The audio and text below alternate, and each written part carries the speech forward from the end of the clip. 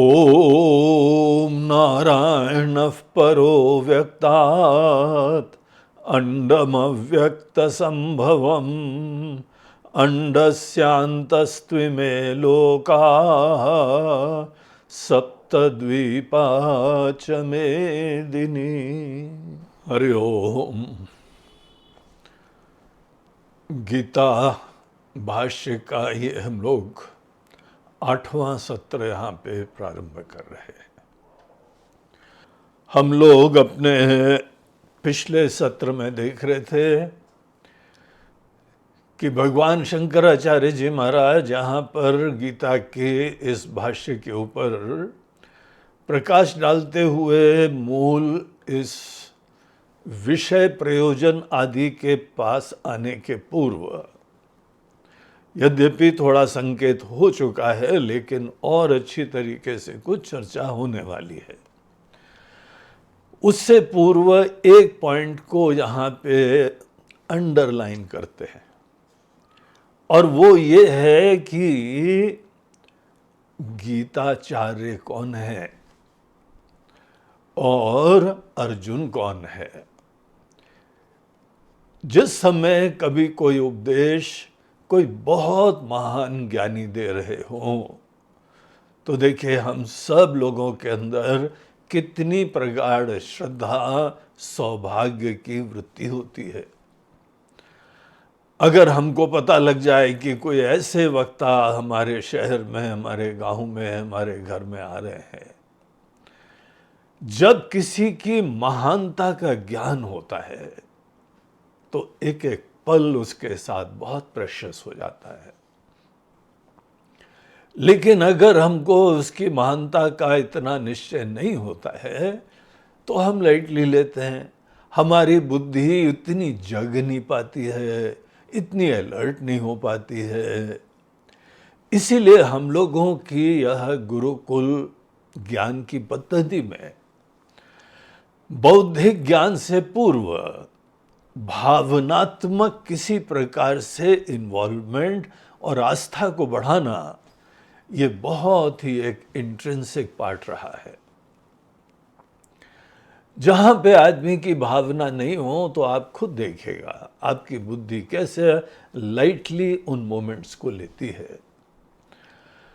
और जब हम खुद ही लाइटली ले रहे हैं तो बाधाएं हमारी बुद्धि के अंदर स्वतः आने लगती है। इसका मतलब ये भी नहीं है कि जस्ट बिकॉज कोई बहुत महान ज्ञानी लोगों ने बात कही है हम आंख बंद करके ब्लाइंड फेथ से स्वीकार कर लें। ये दूसरी अति होती है जिससे भी बचना चाहिए। और यहाँ पे हमारे ग्रंथ, हमारे आचार्य, हमारे भगवान, ये सब लोग सुनिश्चित करते हैं कि हम लोग अंधविश्वास का पथ ना पकड़े। ऐसे प्रश्न उठाएंगे, ऐसे प्रश्न बीज डालेंगे जिन प्रश्न बीज से हम लोग अपने आप पुनः प्रश्न करेंगे। आंख बंद करके स्वीकार करने की कोई गुंजाइश नहीं दिखाई पड़ती। ऐसा ही चौथे अध्याय के अंदर एक प्रसंग आता है जहां भगवान कृष्ण ने अर्जुन को बोला कि अर्जुन ये तुमको जो हम ज्ञान दे रहे हैं ये सृष्टि के पहले सूर्य देवता को दिया था। अर्जुन ने भी जडली पकड़ लिया, बोला प्रभु आपका तो भी रिसेंट जन्म हुआ है, हम किस प्रकार से समझें कि सृष्टि के पूर्व में आपने ज्ञान दिया था। तो ये बात हम डाइजेस्ट कर पाए तभी हम इस पूरे फ्लो में सम्मिलित हो पाएंगे, हमको पता लग जाए। नहीं तो हो सकता है हमने कोई बहुत फंडामेंटल चीज मिस कर दी। इसको जो है कहा जाता है प्रश्न बीज। खुद ही ऐसी बात कही कि जो आदमी अलर्टली सुन रहा है वो पॉइंट नोट कर लेगा और मौका पड़ते ही उस चीज को पूछेगा। ये यहाँ पे हम लोगों के परंपरा में संवाद की परम स्वरूप होता है, नेचर होता है। इसीलिए ये यहाँ पर पूरे आंख बंद करके कोई हमको स्वीकारना भी नहीं है और साथ ही साथ इस समय हमारी जागृति इतनी अच्छी हो, अलर्टनेस हो, उपलब्धता हो, और ये भावनात्मक किसी प्रकार से एक पुट से बहुत अच्छी तरह संभव होता है। हम लोग के वहाँ गुरु के प्रति कितना आदर होता है, आजकल यूनिवर्सिटीज़ में वो बात नहीं होती है। यद्यपि हम लोग के कॉलेज और यूनिवर्सिटीज़ और स्कूल्स में वहाँ पे कोई बहुत महान टीचर आ जाएं तो उस दिन सब लोग के अंदर एक्साइटमेंट होता है कि आज हमारे वहाँ ये लेक्चर लेने जा रहे हैं। लेकिन बाकी सब टीचर्स के बारे में, जिन जिन टीचर्स के साथ हमारा कोई बहुत ज़्यादा किसी प्रकार से भावनात्मक संबंध नहीं होता है, आदर का नहीं होता है, औ का होना चाहिए। आई एम सो ब्लेस्ड, आज हमको ये वाले टीचर ज्ञान दे रहे हैं। आप समझ लीजिएगा, एक एक शब्द वो आदमी ध्यान से सुनेगा। तो ये भावनात्मक पुट जो है वो इंसान के अंदर ऐसी एकाग्रता उत्पन्न कर देता है, ऐसी पॉजिटिव एटीट्यूड उत्पन्न कर देता है कि वो किसी भी चीज़ को मिस ना कर पाए। और उसके लिए टीचर्स को भी जो है अपना कोई कंडक्ट रखना पड़ता है। वो रोड छाप हो जाएंगे, बिल्कुल सामान्य हो जाएंगे, तो बच्चों को हम कितना बताते रहें कि सब लोग को जो है गुरु को परमात्मा समझना चाहिए, गुरु ब्रह्मा गुरु विष्णु, वो सब बोलने की बातें हो जाएंगी। इन लोगों का आचरण ही ऐसा है। तो गुरु का भी रोल होता है, तभी जाके ऐसी परंपराएं बन पाती हैं। वो अच्छे ज्ञान में रमे, उनका आचरण बहुत ही जो है वह प्रिय हो, आदरणीय हो, हर पल उनसे कोई ना कोई अच्छी शिक्षा हम प्राप्त करें, और कैसे वो ब्रह्म में परमात्मा में सदैव रमते रहते हैं, ये सब बहुत ही प्रेरणा की चीजें हुआ करती हैं। मुंडकोपनिषद में हम लोग को बताया गया कि कौन से गुरु के पास जाना चाहिए, कैसे गुरु होने चाहिए तुम्हारे। तो वहां पे स्पष्टता से बोलते हैं कि ये ज्ञान श्रोत्रिय ब्रह्मनिष्ठ गुरु के पास जाओ, तद विज्ञानार्थम स गुरुमेवा भी गच्छेत। गुरु के पास ही जाके आगे ज्ञान की परंपरा वो कंटिन्यू करनी चाहिए, और वो भी गुरु सदैव परमात्मा में रमने वाले हो। उनको जहां पर भी कोई अपॉर्चुनिटी मिलती है, सबको एक भिन्न एंगल का प्रस्तुति देते हैं। वो प्रेडिक्टेबल नहीं होते, हमारे लेवल से प्रेडिक्टेबल भी नहीं होते हैं, क्योंकि हम लोग अपने एक लेवल के ऊपर चलते हैं। उनका पैराडाइम पूरा डिफरेंट हो जाता है। तो ऐसे जो है वह गुरु के हर वचन हमको बहुत ही प्रेरणा देते हैं, आई ओपनर हो जाते हैं। तो इस चीज की अवेयरनेस लाना कि यहाँ पे कौन गीताचार्य हैं, इसके लिए हम लोगों का पिछली बार का सेशन था, और यहाँ पे आचार्य ने अवतार के सिद्धांत को स्पष्ट करा। बोलते हैं this is a fact of this creation, इस दुनिया का यथार्थ है कि एक बहुत सर्वज्ञ सर्वशक्तिमान ने दुनिया बनाई, और जब जब हम लोग खिलवाड़ करते हैं और अपना धर्म भूल जाते हैं, अपना भी विनाश होता है और पूरी व्यवस्था का विनाश होता है। तो भगवान खुद इंटरवेंशन करके, शरीर धारण करके, अपनी जादुई शक्ति से हमारे जैसा शरीर धारण कर लेते हैं, और आके यहाँ पर हम लोगों को पुनः ज्ञान देते हैं। हम सब लोगों को देते हैं, अपने शिष्यों को देते हैं, जिससे इंटरैक्शन होता है उसको देते हैं, लेकिन विशेष रूप से शंकराचार्य जी ने एक पॉइंट को यहाँ बताया। बोलते हैं प्रायोरिटी, उनकी वैल्यू भी कोई विद्वान जानते हैं। विद्वान ही उनके उपदेश का रहस्य जानते हैं, और वो ही इस धर्म के ज्ञान को रिफ्रेश कर लेते हैं। जब जब धर्म की ग्लानि होती है तो हमारे शिक्षक लोग, जो ब्राह्मण वर्ग जो हम लोग कहते थे, वो ब्राह्मण वर्ग ने कोई ना कोई ढीलापना कर दिया। उन्होंने कोई भिन्न प्राथमिकताओं की प्रस्तुति कर दी, एजेंडा कुछ अलग हो गया, लौकिक चीजें ज्यादा प्रधान हो गई। और जब जब लौकिक चीजें प्रधान होती हैं, आप समझ लीजिए उसी प्रपोर्शन में हमारी जो है अपनी खुद अस्मिता डाउन होती है, कॉम्पिटेंस डाउन होता है, ज्ञान डाउन होता है। जब बाहर की चीजों से बहुत प्रभावित हो तो निश्चित रूप से हमारे अंदर थोड़ी खजाना है, हमारा ज्ञान भी छोटा है, हमारी अकल भी छोटी है, सामर्थ्य भी छोटा है। और जब तक बाहर से चीजें प्राप्त नहीं करेंगे तब तक हमारा जीवन में कोई सिद्धि नहीं होने वाली। और कई बार बाहर के अचीवमेंट्स को लोग प्रायोरिटाइज कर देते हैं। जो जो लोग बाहर की चीजों को प्रायोरिटाइज करते हैं वो आदमी का व्यक्तिगत डिमोशन करते जाते हैं। बाहर चीज प्रमोट हो गई, हम डिमोट हो गए। ये अध्यात्म का पथ नहीं है। ये जिस समय कोई जो है छोटे मोटे संसारी टीचर्स होते हैं वो काम यही करेंगे।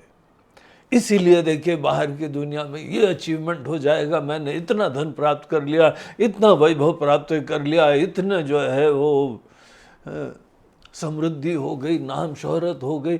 सब पैरामीटर्स केवल बाहर की उपलब्धि के लिए ही है। आध्यात्मिक पथ पे बाहर की उपलब्धियां होनी चाहिए, but never at your cost. आप छोटे होते जाएं शनै शनै, बाहर कितनी चीजें बड़ी हो जाए, लेकिन आप at the end of the day छोटे ही रहने वाले, नश्वर रहने वाले, अल्प रहने वाले। तो यही एक फंडामेंटल डिफरेंस अध्यात्म पथ के ऊपर और बाकी जो है वह दुनियादारी में संसारी लोगों की दृष्टि में होता है।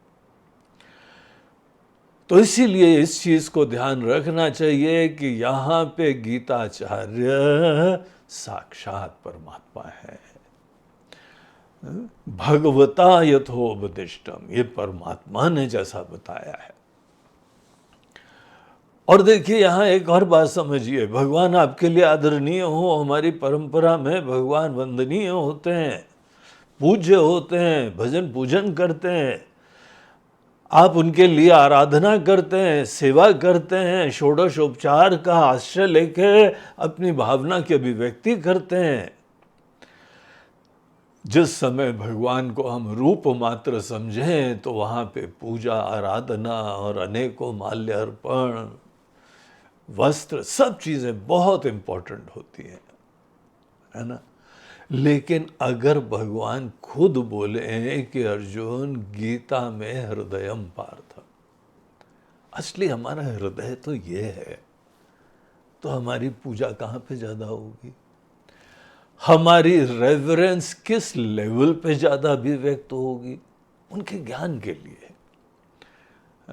उनको ये वस्त्र पहना दिया, उनके लिए मुकुट ले आया, उनके लिए ये भोग लगा दिया, उनके लिए नैवेद्य चढ़ाया और उनका देखो मंदिर का ऐसा श्रृंगार कर दिया। ये सब चीज़ें ठीक है, हमारी भावना की अभिव्यक्ति के लिए है। जो हमको अच्छा लगता है ना, उसके लिए हर चीज़ अच्छी करने की हम सोचते हैं। लेकिन इस चक्कर में हम भूल न जाएं कि भगवान का हृदय क्या है। अर्जुन जब शरणागत होता है तो उस समय, उस मोमेंट में अपना हृदय निकाल के उन्होंने अजदो दिया है। तो हम ये बता रहे थे कि गीता को आप इतना आदर दीजिए कि भगवान की मूर्ति भी आदरणीय हो जाए, उसका भी श्रृंगार करो, लेकिन आपके मंदिर में गीता का विशेष स्थान होना चाहिए। अगर वो भगवान का रूप है तो ये हृदय है उनका। तो देखिए जैसे जैसे भावना जुड़ती है तो गीता के हर श्लोक हमको जो है वो बहुत ही आदर से लेना पड़ता है, स्वाभाविक हो जाता है। तो ये एक ट्रिक है, ये एक सिस्टम है, हर गीता के शब्द के ऊपर मनुष्य के अंदर श्रद्धा से प्रवेश करवाने के लिए प्रेरणा देने का। तो ये बात को शंकराचार्य जी ने अंडरलाइन करा और ये भी बताया अर्जुन उनमें से बहुत अच्छा शिष्य था, धर्म के लिए बहुत वैल्यू थी उसकी, अच्छाई के पथ पे चलने की प्रेरणा थी। और अच्छाई से हम अपना परिवार, अपना जीवन, अपना समाज, अपनी देश दुनिया, सबको हम सबका कल्याण चाहते हैं। इस टाइप का ये व्यक्ति था। हाँ, अनेकों प्रकार के ज्ञान भी थे, कुछ धारणाएं भी थी धर्म के बारे में, उचित के बारे में, बड़े लोगों के बारे में। केवल उम्र का तकाजा सोच रहे थे। बोलते हैं जी नहीं, उम्र का तकाजा ही बड़प्पन का लक्षण नहीं है। यद्यपि हम लोग 3 प्रकार के वृद्ध लोगों का आदर करते हैं। जो वयोवृद्ध हो, उम्र में हो, यहाँ की संस्कृति है उनका आदर करती है, पैर छूते हैं। जो तपोवृद्ध है, जिन्होंने बहुत तपस्या करी है, अपने शरीर की अनुकूलता आदि की चिंता न करते हुए अपने श्रद्धा समर्पण का परिचय दिया है, उनका भी आशीर्वाद लो। और सबसे महान ज्ञान वृद्ध होते हैं, वयोवृद्ध, तपोवृद्ध और ज्ञान वृद्ध। जहां पे कोई महान ज्ञान देखिए, ये आपका सर झुकना चाहिए, आदर से प्रणाम करना चाहिए, उनके गाइडेंस और ज्ञान लेना चाहिए। अर्जुन जो है, उसके ज्ञान में कमी थी, उसकी धर्म की आस्था बहुत अच्छी थी, इसीलिए उसको थोड़ा ज्ञान ठीक ठाक कर देंगे तो उसका पूरा मार्ग प्रशस्त हो जाएगा, सब ऑब्स्टिकल्स दूर हो जाएंगे। लेकिन धर्म के बारे में बहुत प्रेरणा थी, बड़ी आस्था थी। तो ऐसे भगवान कृष्ण और अर्जुन का संवाद होने वाला है। संजय ने पूरी गीता के वाचन करने के बाद अपना ही भावना दिखाई। बोलते हैं, राजन, हे धृतराष्ट्र, हमारी यह पूर्ण रूप से दृढ़ आस्था हो गई है। यत्र योगेश्वरो कृष्ण यत्र पार्थो धनुर्धरः, जहां पे योगेश्वर कृष्ण है, ऐसे गुरु जी है। जहां अर्जुन जैसा धर्मनिष्ठ ज्ञान का पिपासु है, बस आप सोच लीजिए हर प्रकार के कल्याण का द्वार खुल जाता है। तत्र श्री विजयो भूति ध्रुवा नीति मतिर्मम। That is my conviction. हमारा दृढ़ विश्वास है और यही हम लोगों की संस्कृति के सब लोगों का विश्वास है। और आपको बता दें, संजय बहुत महापुरुष थे। ऐसे ही वेद व्यास जी ने उनको थोड़ी चुना ये सब पूरा ज्ञान देख के, सुन के, समझ के, हाँ, धृतराष्ट्र जी को बताने के लिए। बहुत ही महान व्यक्ति थे। और उन दिनों ये होता था, जो बहुत ही महान होता था, ऐसे को ही अपना सारथी बनाने के लिए रिक्वेस्ट करा जाता था। आपका ड्राइवर भी बड़ा अच्छा होना चाहिए, आपका विश्वास का पात्र होना चाहिए। आपको या आपके परिवार के लोगों को ऐसी जगह जाके लूट लाट ले जाए, सब खत्म कर दे, सब पॉसिबल होता है। बहुत विश्वास का पात्र होना चाहिए, विवेकी होना चाहिए। संजय धृतराष्ट्र जी के सारथी थे, जैसे भगवान कृष्ण अर्जुन के रथ के सारथी थे। ऐसा सारथी का स्थान होता है, अन्यथा आप अपने जीवन की बागडोर किसी को सौंप रहे। तो बहुत महापुरुष थे, उनका ये वचन था कि जहाँ पे योगेश्वर कृष्ण है, जहाँ अर्जुन है, वहाँ सब कल्याण है। ये सब भूमिका बता के फिर अंत में आचार्य ने एक वाक्य कहा था कि तद इदम गीता शास्त्रम सर्व वेदार्थ सार संग्रह भूतम। तो ये गीता शास्त्र जो है, समस्त वेदों का सार इसके अंदर है। इसीलिए ये भी एक और बहुत रिस्पेक्टेबल चीज का निमित्त बन जाता है। जैसे आजकल साइंस की प्रतिष्ठा है ना, जो भी आ जाइए साइंटिफिक है तो बड़ा आदर उत्पन्न करते हैं। अपने देश में जहाँ वेदों का नाम आ जाता था, उसको हम आदर नहीं समझते थे। अगर हमसे कोई आके बोलता है कि स्वामी जी ये तो वेदांत की बातें दे वेरी साइंटिफिक, हमको वो वाक्य इतना ज़्यादा पसंद नहीं आता है। अगर कोई इसके विपरीत ये बोले, महाराज जी आजकल साइंस जो है ना, इट इज वेरी वैदिक। तो ऐसे वाक्य में वेदों की महानता की प्रतिष्ठा ज्यादा हो रही है और उन वाक्यों में साइंस के महानता की प्रतिष्ठा ज्यादा हो रही है। साइंस का विज्ञान की राशि अधूरी है, लेकिन साइंस की एक बहुत अच्छी बात है कि जो भी चीज साइंटिफिक होती है वो वेरीफाइबल होती है और यही लोगों को पसंद आता है, यूनिवर्सली एक्सेप्टेबल हो जाती है।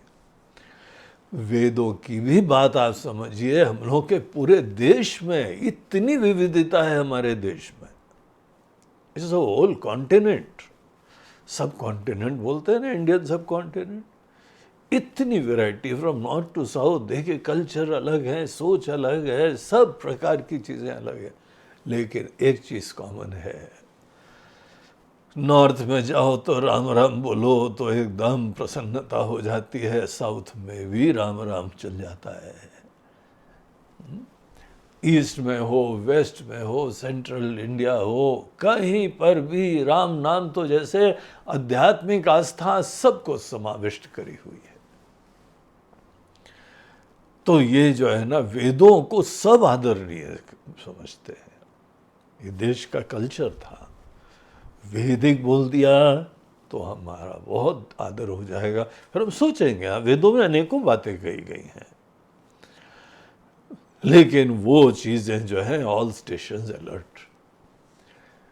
तो शंकराचार्य जी बोलते हैं समस्त वेदार्थ, वेदों का जो विषय है, प्रयोजन है, वो सब गीता में है, उसका सार संग्रह भूतम।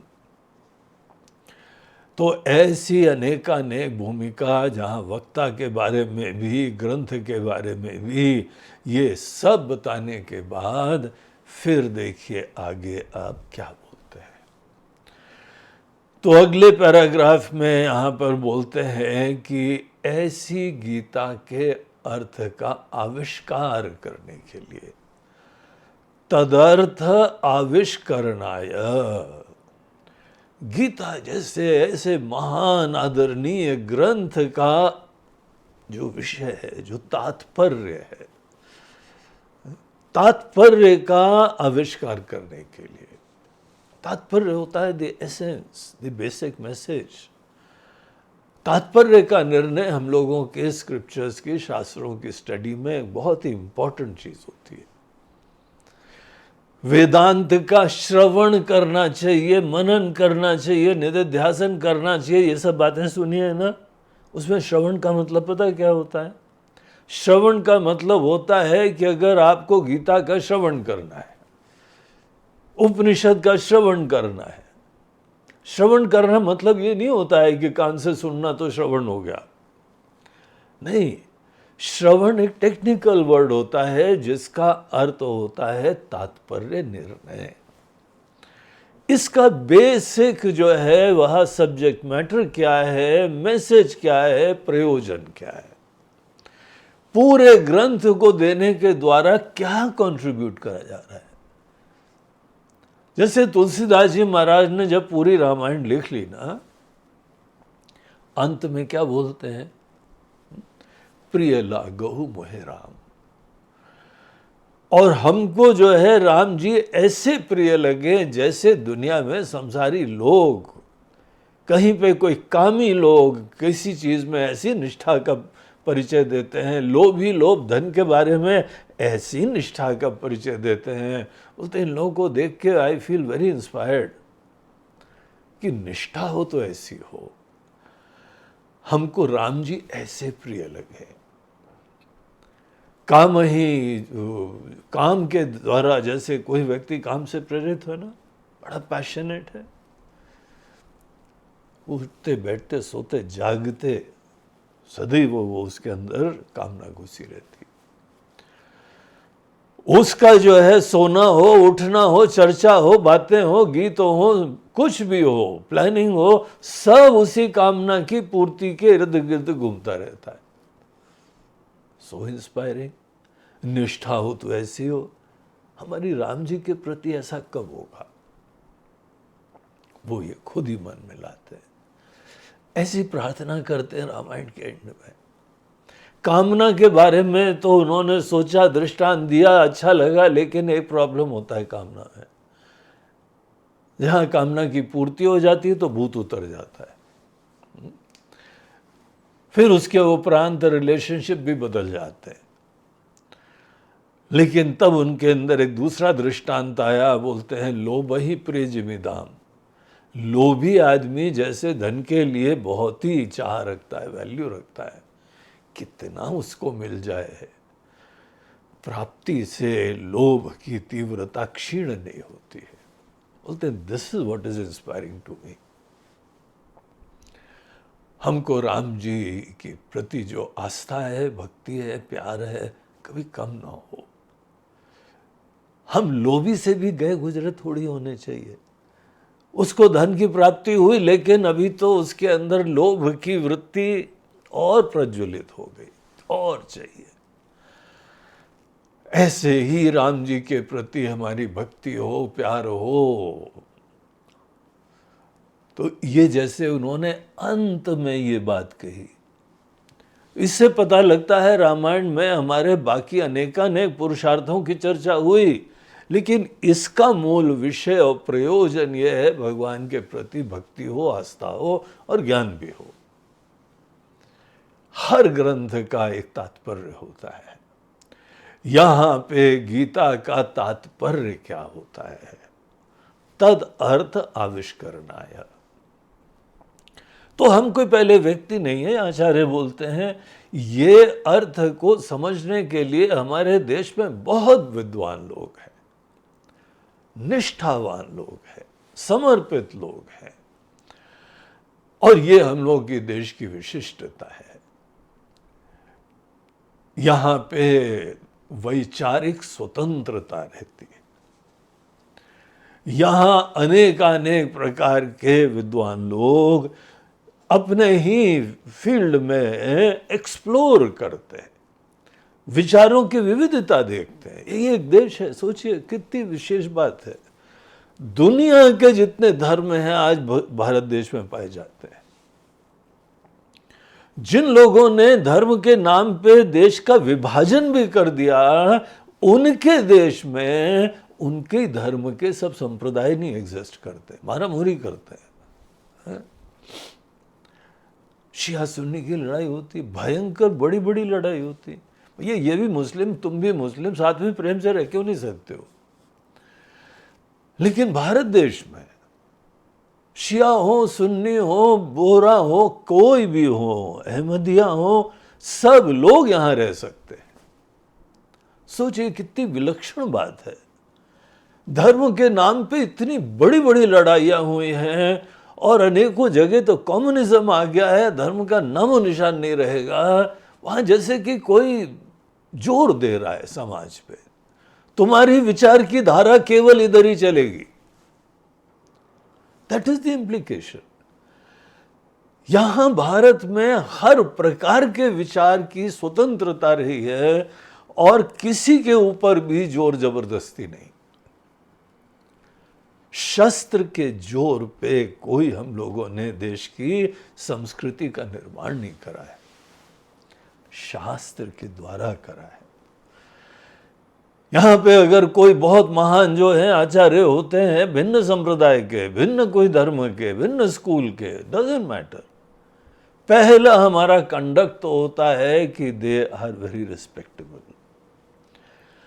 हम उनको प्रणाम भी करते हैं, उनके प्रति आदर भी रखते हैं, उनके साथ सदाचार करते हैं। हमारे साथ मिलने के उपरांत वो और अपने अंदर बड़प्पन और स्नेह महसूस करें, यही सदाचार का प्रयोजन होता है। जस्ट बिकॉज हमारे वैचारिक डिफरेंस है, हम किसी को छोटा नहीं करना चाहते। हम ही विशिष्ट हैं, हम ही सही हैं, तुम लोग सब लोग मूर्ख हो, गलत हो, ये हमारी भावना नहीं होती। हमारे देश के कोई भी महान आचार्य लोग हों, दे आर डेडिकेटेड पीपल। वो ज्ञान के पिपासु हैं और अपनी तरह से वर्क कर रहे हैं। उन्होंने ग्रंथ लिखे, रचनाएं लिखी हैं, अनेकों शिष्यों को इंस्पायर कर रहे हैं। इतने पैशनेट हैं अपने ही ज्ञान के बारे में। तो जो लोग भी इस प्रकार के होते हैं, उन्होंने अगर कोई भिन्न समझ का परिचय दिया है, हमको क्या बाकी सब भूल जाना चाहिए? तो नहीं,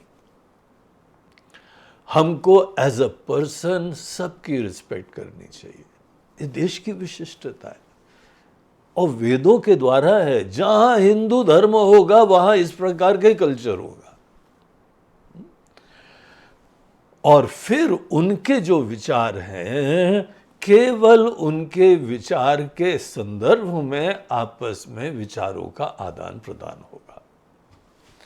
और इस भावना से होगा कि अगर हम जो है सही बात कह रहे हैं तो आप जो है स्वीकार करिए, आप आशीर्वाद दीजिए, आप स्वीकृति दीजिए, और इसी चीज से आप खुद भी लाभान्वित होइए। सच्चाई है ये, हम लोगों ने डिस्कस करा है, और आपके द्वारा आपके पूरे समाज लो इससे द्वारा लाभान्वित हो। और अगर आप सही हैं, हम अपना वचन देते हैं कि हम आपके ही अनुयायी बनेंगे, आपसे और प्रेरणा प्राप्त करेंगे।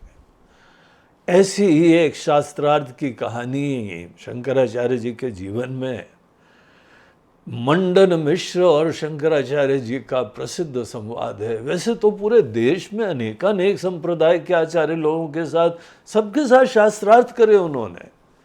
शास्त्रार्थ के द्वारा पूरे देश को उन्होंने अपने हृदय में बैठाया। और शास्त्रार्थ में किसी को परास्त नहीं करा जाता है। शास्त्रार्थ वाले लोग परास्त शब्द को यूज भी नहीं करते, बोलते नहीं। हम कोई अपने अहम की विशिष्टता और दूसरे की जो है छोटापना ये स्थापित करने के लिए नहीं निकले। हम केवल अपने हृदय में सबको समाने के लिए निकले। देखो, निष्ठावान है, तपस्वी है, महान है, विद्वान है, लेकिन कहीं पर कोई जो है ना वो बात अटक रही थी। बहुत खुशी की बात है, उन्होंने जो है इस बात को स्वीकार करा, अपनी गलती समझ के उन्होंने कोई करेक्शन कर लिया। ये किसी के बड़प्पन की निशानी है, किसी के परास्त होने की थोड़ी है। परास्त होने की भावना से कोई पूरे देश को अपने अंदर सम्मिलित समाहित नहीं कर सकता है। प्यार से ही होता है। शंकराचार्य जी बहुत ही प्रेमी थे, सबके प्रति आदर रखते थे, पूरे देश के प्रति सम्मान रखते थे। वो जो दुनिया वो उपलब्ध थी वो पूरी हुई उनकी दुनिया, सबके प्रति स्नेह था। सर्वे भवन्तु सुखिनः की उनकी भावना है, प्रेरणा है। यही हमारे सभी ऋषि मुनियों का हाल था। और कहीं पर भी किसी को जबरदस्ती प्रलोभन से कन्वर्ट करने की ये सब सोच जो आधुनिक चल रही है ना, प्रलोभन से धर्मांतरण करते हैं। कितनी फॉरेन चीज है ये, कितनी विदेशी सोच है ये इस देश की सुगंध ही नहीं है, ये हमारे आचार्य लोगों की रीति नहीं है। बोलते हैं अगर आपकी कोई बात है, बहुत आप उससे इंप्रेस्ड हैं, प्रभावी हैं, तो come on let us sit on the table. आपका भी आदर होगा, हम भी आदर से जो बैठते हैं और हम लोग दोनों लोग अपने विचार प्रस्तुत करते हैं। आप सही होंगे तो हम आपके शिष्य बनेंगे, आपसे सीखेंगे हम। और अगर आप रियलाइज करते हैं कि आप में कोई कमी है तो ये सब झमेला छोड़ो, फिर इसी पथ के ऊपर पकड़ो। और आप अगर परिवर्तित करते हैं, आप बड़े हैं, आदरणीय हैं। बड़े लोग ही अपनी गलती समझ के आगे बढ़ जाते हैं, छोटे लोग जिद्दी हो जाते, अकड़ू हो जाते, आग्रही हो जाते, इगोइस्टिक हो जाते। तो ऐसी यहाँ पे सोच थी। अनेकों आचार्य लोग थे शंकराचार्य जी के समय, 2-2.5 हजार साल पूर्व। कई लोग शंकराचार्य जी का समय बोलते हैं कि वो 788 AD है, कई बोलते हैं गौतम बुद्ध के बाद कुछ समय बाद ही उनका हुआ था। तो हम एक जार द्वारका पीठ के शंकराचार्य जी के चरणों में बैठे हुए सत्संग हो रहा था, उन्होंने इस बात को प्रमाण पूर्वक बताया। शंकर दिग्विजय का प्रमाण दिया उन्होंने और बताया कि आदि शंकराचार्य जी को करीब 2500 साल से ऊपर हो गया। एनीवे वो सेकेंडरी बात है। ये क्योंकि आजकल के लोग इस टाइम का बहुत ही ईगो का जो व्यक्ति का महत्व रखते हैं ना, उनके लिए बर्थ और डेथ ये सब चीज़ें बहुत इम्पोर्टेंट है। शंकराचार्य जी अपने बारे में लिखते ही नहीं थे ज़्यादा। एनीवे तो वहाँ पे उनके काल में, शंकराचार्य जी के समय, बहुत सारे विद्वान लोग गीता के अर्थ का आविष्कार करने के लिए, तद अर्थ आविष्करणाय, गीता के अर्थ को जो है शोधन करने के लिए, तात्पर्य का निर्णय करने के लिए अनेक ही विवृत पद पदार्थ वाक्यार्थ न्यायम अपि। तो बोलते हैं ये लोग विद्वान बड़े सिस्टमैटिक ढंग से तात्पर्य का निर्णय करने के लिए डेडिकेटेड थे। बोलते हैं हमने खुद देखा है। तात्पर्य के निर्णय के लिए जो सिस्टमैटिक अप्रोच होती है ना, वो क्या होती है, उसका सैंपल दिया यहां। बोलते हैं पद पदार्थ वाक्यार्थ न्यायम अपि। देखिए कोई भी श्लोक होते हैं, एक एक पहले फर्स्ट यूनिट एक पद होता है, एक अक्षर है, अक्षर से वर्ड बनता है, वर्ड से जो है पूरा फिर सेंटेंस बनता है, और इसी कंस्ट्रक्ट के द्वारा ही कम्युनिकेशन होता है।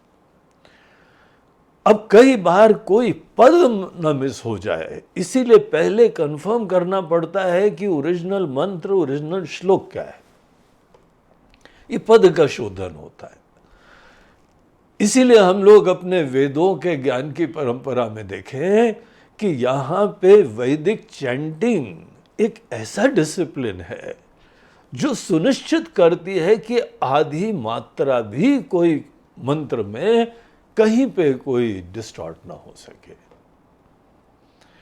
तो सीधे चैंटिंग करते हैं, उल्टी चैंटिंग करते हैं। 2 शब्द आगे जाएंगे फिर पीछे जाएंगे, फिर आगे जाएंगे फिर पीछे जाएंगे। ऐसे अनेकों डिसिप्लिन होते हैं जिसके द्वारा ये निश्चय करा जाता है कि यहाँ पे एक एक मात्रा, एक एक अक्षर, एक एक शब्द क्या है। पहले का जमाना इतना प्राचीन हम लोगों का यह पूरा व्यवस्था है, जिस समय कागज पेन भी नहीं थे, तब से ये चली आ रही ज्ञान गंगा। उस समय कोई पब्लिकेशन, कोई छपने की बात तो हो नहीं सकती थी। श्रुति परंपरा से ज्ञान हम लोग के पास आया है। उन सब लोगों को, विद्वानों को, पंडितों को नमन करना चाहिए जिन्होंने ये धरोहर हमारे आपके पास पहुंचा दी है। आधा पद भी कोई कॉम्प्रोमाइज नहीं हुआ है। तो नमस्कार है, नमन है, सैल्यूट है इन लोगों को। तो पहले स्टडी में ये सबसे सुनिश्चित करा जाता है कि एक पद भी गलत ना हो जाए। तो पद का उन्होंने निश्चय करा। फिर हर पद किसी न किसी जो है वो धातु, उसके अंदर उपसर्ग, उसके अंदर जो है अनेकों प्रीफिक्स, सफिक्स सब जोड़ जाड़ के तब जाके एक वर्ड बनता है। पदार्थ का यहाँ पे क्या आशय है? हर पद किसी न किसी धातु से बनता है और कई बार एक धातु के भी अनेक अर्थ होते हैं। यहाँ पे क्या अर्थ है? देखिए, सिस्टमैटिक अप्रोच में पद का प्रामाणिकता होनी चाहिए, फिर पदार्थ का ज्ञान होना चाहिए। तो ये वर्ड मीनिंग यहाँ पे क्या है? अगर भगवान यहाँ शब्द एक यूज करते हैं तो किस आशय से कर रहे हैं, किस भाव से कर रहे हैं? तो ऐसे एक एक चीज को सीरियसली लेते हुए संस्कृत का उच्चारण भी आपको बताएं, एक बहुत बड़ा साधना और डिसिप्लिन होती है।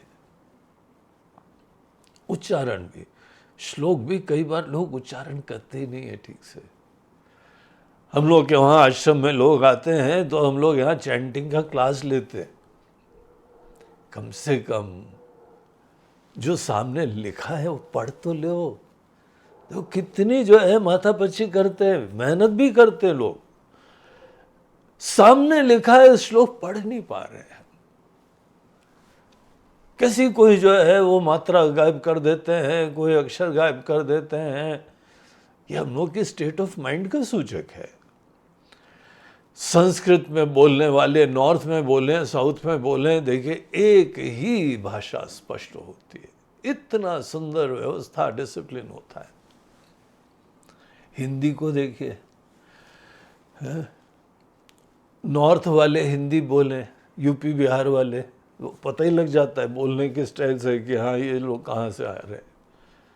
पंजाबी लोग हिंदी बोले हैं, ऐसा लाठी डंडा ही चलाते हैं। कहीं पे वो उर्दू से मिक्स हो गई है तो उनका ही पता लग जाता है। गुजराती, मराठी, साउथ एक ही भाषा है, लेकिन बोलने का तरीका ऐसा अलग है कि आपको पता लग जाता है कि ये किस देश से आया हुआ है। संस्कृत में नहीं पता लगता है। संस्कृत का उच्चारण इतना अद्भुत उसका सिस्टम्स होते हैं कि आपके अंदर क्या प्रयास होते हैं, क्या थ्रस्ट होता है, किस स्थान से निकलती है आवाज, उन सब चीजों की स्टडी होती है। और अगर कोई संस्कृत के श्लोक अच्छी तरह बोलने लगे तो आप समझ लीजिए उसका मन बड़ा अलर्ट होगा, सुंदर होगा, कंट्रोल्ड होगा, वो साधक हो जाता है। अनेकों आचार्य लोग तो बोलते हैं कि बेटा तुम संस्कृत अच्छी तरह पढ़ो, तुम्हारे अंतःकरण की शुद्धि हो जाएगी।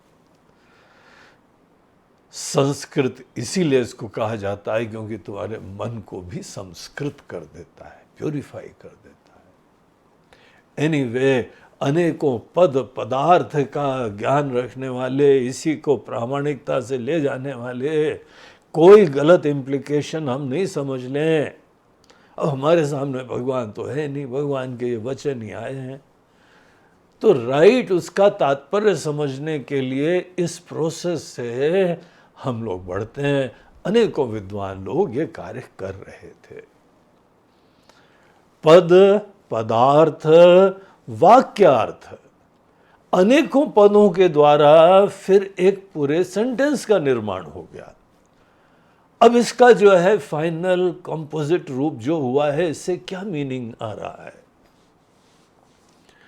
तो ऐसा वो लोग मेहनत करके, और फिर उसके बाद वाक्यार्थ भी न्याय उचित होना चाहिए, युक्ति संगत होना चाहिए, लॉजिकल होना चाहिए। तो इसीलिए न्यायम अपि, पद, पदार्थ, वाक्यार्थ, न्यायम अपि, इन सब जो है पैरामीटर्स के द्वारा गीता के अर्थ को आविष्करणाय, उस चीज को समझने के लिए अनेक विद्वान लोग भिन्न भिन्न आश्रमों में, अनेकों स्थानों में, परंपराओं में, संप्रदायों में, वहां पे इसके ऊपर ऐसे स्टडी वर्क करते थे, रिसर्च करते थे। तो जहां तक इनकी ये मेहनत की बात है, गीता के प्रति आस्था की बात है, तो वो तो बहुत ही आदरणीय है, उनको प्रणाम करने योग्य है, वो लोग रिस्पेक्टेबल लोग हैं। लेकिन जस्ट बिकॉज कोई इतना आविष्कार कर रहा है, एक एक शब्द का ध्यान से चिंतन कर रहा है, इतने मात्र से हम आंख बंद करके उनकी बातों को स्वीकार हम नहीं कर सकते। तो बोलते हैं कि उनका फाइनल तात्पर्य क्या एक आ रहा है, और वो पूरे ग्रंथ के ही विचार के अनुरूप आ रहा है। ये सब हम लोगों को पॉइंट्स के ऊपर भी सोचना चाहिए। फाइनल निष्कर्ष क्या निकाल रहे हैं, तो फाइनल निष्कर्ष जो है, कई बार ये देखते हैं कि वो बिल्कुल ही डिफरेंट निष्कर्ष निकाल रहे हैं। पूरी सिस्टमैटिक स्टडी करी, गीता की रिसर्च करी, और फिर भी अत्यंत विरुद्ध अनेकार्थत्वेन, बोलते जो फाइनल निष्कर्ष निकला इन विद्वानों का वो सब डिफरेंट निकल रहा है। तो दैट इज द कॉन्ट्रडिक्शन, कि कहीं ना कहीं कोई ना कोई समझ के अंदर कमी रह गई है। यही गीता आज तक के समय आप लोग देखिए, तो बोलते हैं केवल कर्म के लिए ही गीता है, और कर्म के बारे में भी कितनी कैसी भिन्न भिन्न बातें हैं। कई बार तो हमसे यंगस्टर्स लोग प्रश्न पूछते हैं कि गुरुजी ये कैसे हो सकता है, हम कर्म करें, कर्म फल की इच्छा न करें। किसी ने बताया, किसी विद्वान लोगों ने लिखा है। अब यही कॉन्ट्रडिक्शन लोगों के मन में आ रहा है। बोलते हैं हमको कोई ना कोई यहाँ प्रोजेक्ट है, हमारी कोई कंपनी है, हमारा कोई बिजनेस है, और आप बोल रहे हैं कि फल की चिंता ही मत करो। तो हमको बात समझ में नहीं आ रही है। गीता है इसीलिए हम रिजेक्ट नहीं कर रहे हैं, हम समझना चाहते हैं, और कोई होता तो रिजेक्ट कर देते हैं ऐसी थॉट्स। लेकिन इन बच्चों की कोई गलती नहीं है, इन लोगों की कोई गलती नहीं है, क्योंकि कोई ना कोई विद्वान लोगों ने कहा है। तो शंकराचार्य जी बोलते हैं हमारे समय भी आज हम चारों तरफ विद्वानों की सभा में देखते हैं, अनेक विरुद्ध, अत्यंत विरुद्ध, टोटली विरुद्ध। कोई कर्म की बात बोलता है तो बोलते हैं कर्म छोड़ की बात कर रही जा रही है, शांति से बैठो, भजन करो, कोई विचार नहीं करो। एक ने बोला पॉजिटिव विचार रखो, एक ने बोला विचार विहीन हो जाओ। बढ़िया है। अब भगवान ने कहा, अब आपको सामने कोई बोले आके भगवान ने गीता में कहा है, अब आपने तो सबने पढ़ी नहीं है, हम मान लेते हैं। गीता का शायद यही मैसेज है कि टोटली थॉटलेस होके बैठ जाओ। अब दूसरे सज्जन आ रहे हैं, बोलते हैं नहीं, वेरी इंस्पायरिंग पॉजिटिव विचार ही होने चाहिए। अब जिसको पकड़ेंगे उसको पकड़ें।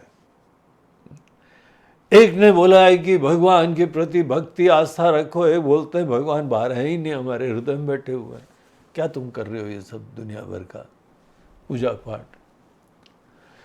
तो इसके चक्कर में जब भिन्न भिन्न प्रकार के अर्थ बता रहे हैं, आज यहाँ पे एक फैक्ट है कि कई लोग गीता को केवल इस चीज का एक कॉम्पेंडियम, एक एनसाइक्लोपीडिया बोलते हैं, संहिता बोलते हैं, जहां पे आपको केवल कर्म के लिए इंस्पायर करा जाता है। कोई बोलता है नहीं, भजन करने के लिए कहा जा रहा है, कई बोलते हैं ध्यान के लिए करा जा रहा है। विदाउट ध्यान क्या भजन वजन होगा। ये ध्यान ही मूल रूप से जो है गीता का क्रक्स है। और फिर ये चलता है, हाँ भाई यहाँ पे जो है ना लोगों को ध्यान पसंद है, गुरुजी यहाँ ध्यान बता दो। गुरुजी को परसना पड़ता है, अज्ञानियों के राग द्वेष के अनुसार यहाँ पे ये परस देते हैं। देखिए जो सही में गुरुजी होते हैं उनके हिसाब से लोगों को चलना होता है, वो नहीं चलते हैं। लेकिन यहाँ पे ठीक है, सैंपल हम दे देते हैं, थोड़ा बहुत आइडिया दे देते हैं, तुम्हारी बेनिफिट की प्रक्रिया चालू हो जाए, लेकिन ये तात्पर्य नहीं है। तात्पर्य है क्या गीता का? तो आचार्य बोलते हैं कि जब अनेक विरुद्ध अर्थ, ये भिन्न भिन्न प्रकार के अत्यंत विरुद्ध, अनेकार्थत्वेन लौकिक ही गृह्यमाणम उपलभ्य, हम इन लोगों को देखते हैं, उनके फॉलोअर्स भी, दुनिया वाले लोग भी ऐसे गलत अर्थ को पकड़ के चल रहे हैं और गीता को भी बदनाम करते हैं, भगवान को भी बदनाम करते हैं। और क्योंकि गीता वेदार्थ सार संग्रह भूत है तो वेदों की भी अवमानना इस तरह से हो जाती है। इसीलिए ऐसी गलत फहमियों में हमको किसी के प्रति विद्वेष नहीं करना है। ये बहुत बड़े लोग हैं, अच्छे लोग हैं, रिस्पेक्टेबल लोग हैं, लेकिन समझ में कहीं पे कोई दोष आ गया है तो क्या करना चाहिए? अहम विवेकतः अर्थ निर्धारणार्थम। हम यहाँ पे विवेक से अर्थ का, वास्तविक अर्थ का निर्धारण करने के लिए संक्षेपतः विवरणम करिष्यामि। हम यहाँ पे संकल्प लेते हैं कि हमको भी अपनी तरफ से यहाँ वास्तविक अर्थ बताने के लिए कोई उपक्रम करना चाहिए, कोई प्रयास करना चाहिए, और वो भी इन विद्वानों के साथ विचार विमर्श भी करेंगे हम। इस बात को विद्वान लोग ओपन माइंडेड होते हैं, अगर विद्वान होंगे सही में। जो व्यक्ति जो है एक विचार को लेके क्लोज माइंडेड हो जाता है, नहीं, ये विद्वान का लक्षण नहीं है। विद्वान सतत लर्निंग की प्रोसेस चलाते रहते हैं, सीखते रहते हैं। इनके आचार्यों के साथ भी हम चर्चा करेंगे। पहले ये हम लेखन करेंगे और तब बहुत ही आदर से, सत्कार से, इन लोगों से टाइम लेके इनके साथ भी हमारी कोई चर्चा चलेगी, संवाद होगा। संवाद करेंगे, वाद विवाद नहीं करेंगे। संवाद में म्यूचुअल लर्निंग होती है, म्यूचुअल रिस्पेक्ट होती है, अनेकों प्रकार के कम्युनिकेशन होते हैं। एक वितंड होता है, एक जल्प होता है, एक विवाद होता है, एक संवाद होता है। संवाद में आदमी को म्यूचुअली रिस्पेक्ट रखते हुए फिर सीखने की वृत्ति से परिचर्चाएं होती हैं। विवाद में हम सही हैं, वो फिर झगड़ा होता है। जल्प में प्राटलिंग होती है, वहाँ बड़बड़ बड़बड़ बड़बड़ करे जाओ, दूसरे को बोलने का मौका ही मत दो, वो जल्पना बोलते हैं।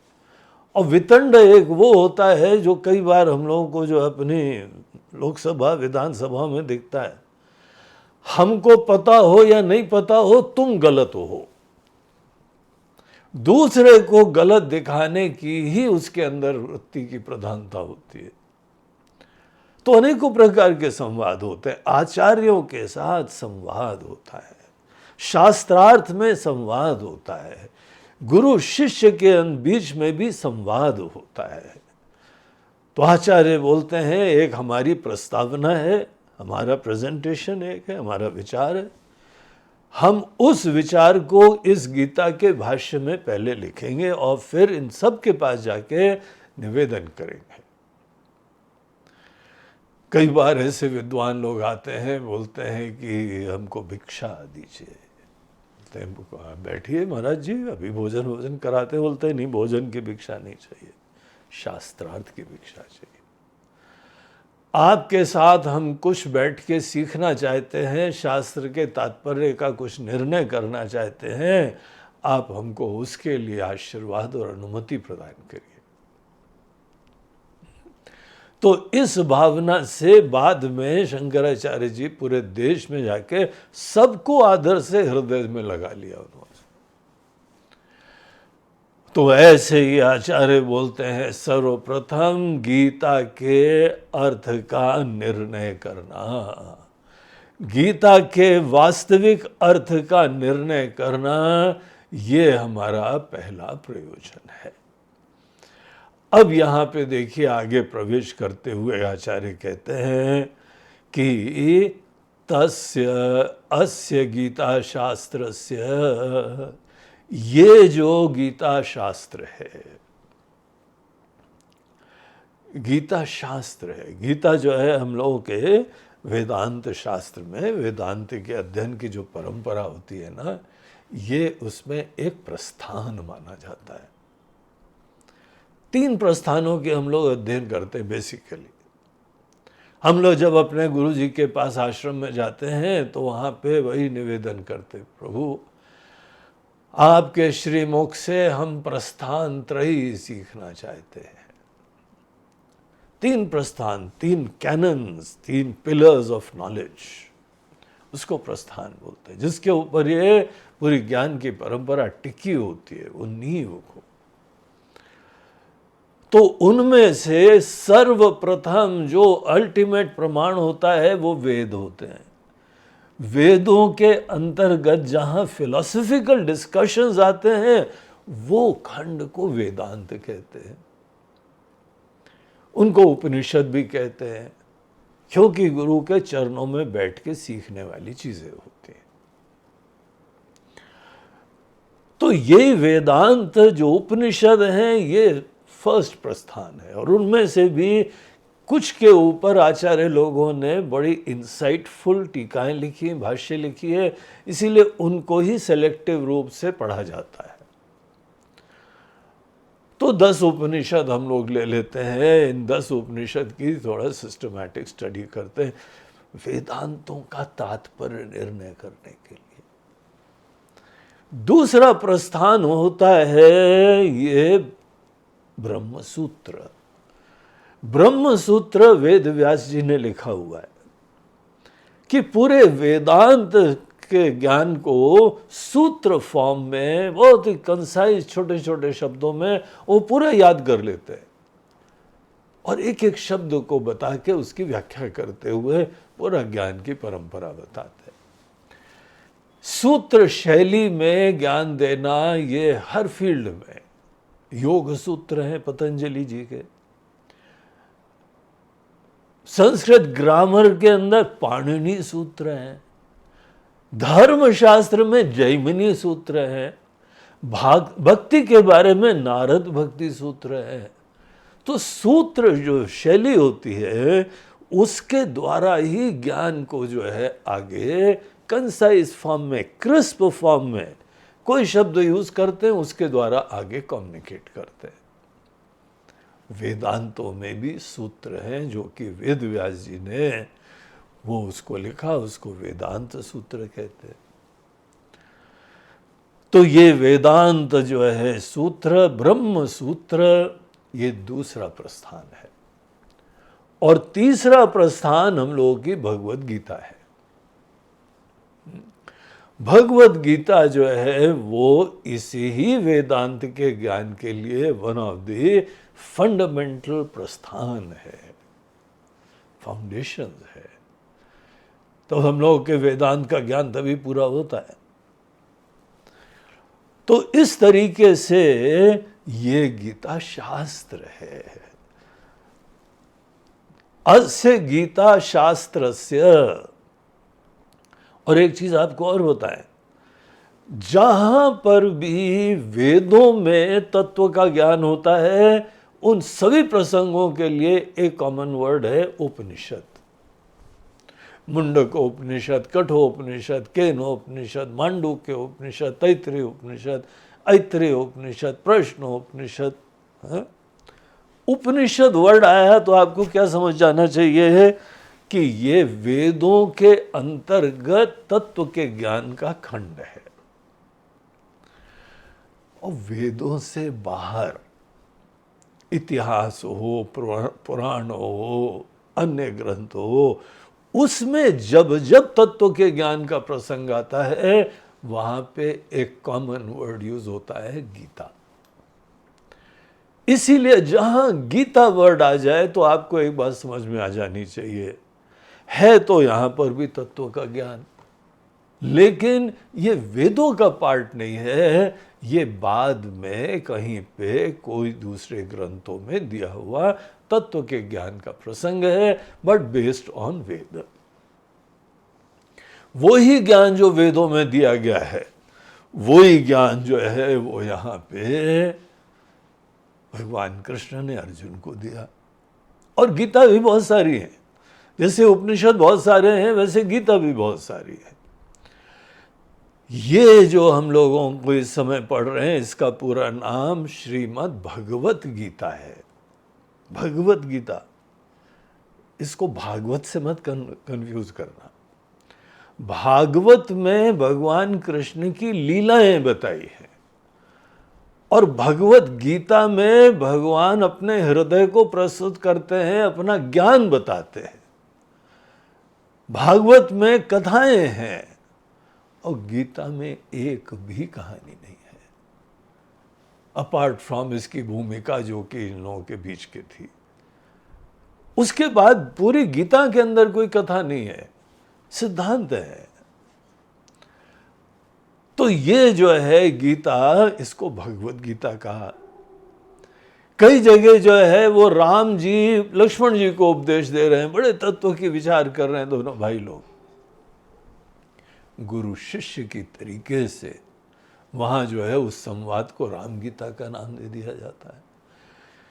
कहीं पे शिव जी उमा जी को जो है ज्ञान दे रहे हैं, बहुत बढ़िया बढ़िया तत्व का ज्ञान रिवील कर रहे हैं, उसको शिव गीता बोलते हैं।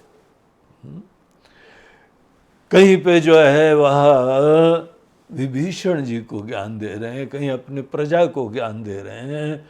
ये सब भिन्न भिन्न प्रकार की गीताओं का नाम इनको दिया जाता है। इसके अलावा अवधूत गीता अलग है, कहीं पे जो है वो पूरे ग्रंथ गीता की तरीके से और हैं। तो गीता एक जेनरिक वर्ड है, लेकिन यहाँ पे गीता यूज हो रहा है श्रीमद् भगवद गीता के नाम से। ये प्रस्थान है। बाकी भी बहुत रिस्पेक्टेबल है, आप इनको समझ जाएं तो बाकी को समझना आप क्रैक कर सकते हैं, उसका अर्थ जान सकते हैं, और वो पढ़ना प्लेजर है उनको भी। लेकिन ये जो गीता है, इसको अनेकों विद्वान लोग बेचारे कंफ्यूज हो रहे हैं, ठीक अर्थ ही नहीं पकड़ रहे हैं। इसीलिए ये हम यहाँ पे उपक्रम प्रारंभ करते हैं।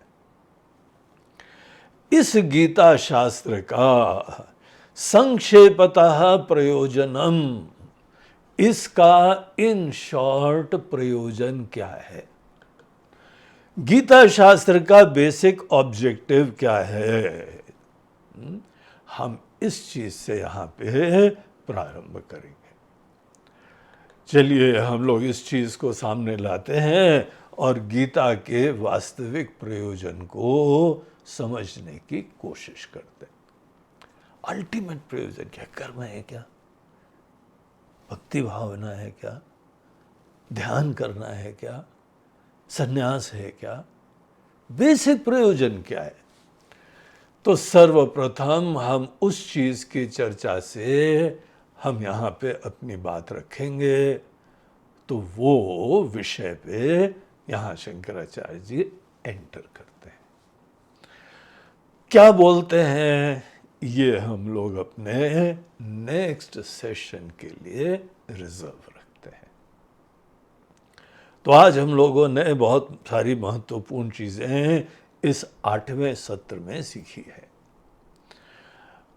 और फाइनली अनेकों विद्वानों के प्रति आदर रखते हुए, उनके भिन्न भिन्न संप्रदायों के प्रति रिस्पेक्ट रखते हुए, सब लोग अपने गुरु लोगों से लाभान्वित हों, अनुग्रहित हों।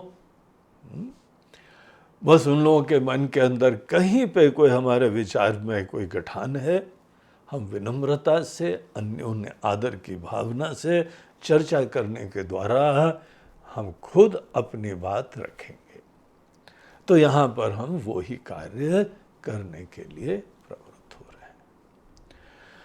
तो इसके साथ आज का ये सेशन हम समाप्त करते हैं। फिर जो है वो कल 9th सेशन में, कल मतलब रिकॉर्डिंग तो हम कल कर लेंगे, लेकिन आप तक कुछ समय बाद पहुंचेगी। तो जब भी आपको 9th सेशन मिलेगा, उसके अंदर हम गीता के विषय का परम प्रयोजनम, अल्टीमेट ऑब्जेक्टिव, वो हम प्रस्तुत करेंगे। ओम पूर्णमदः पूर्णमिदं पूर्णात् पूर्णमुदच्यते पूर्णस्य पूर्णमादाय पूर्णमेवावशिष्यते। ओम शांति शांति शांति। हरि ओम श्री गुरुभ्यो नमः। हरि ओम नमः पार्वती पते। हर हर महादेव। हरि ओम हरि ओम।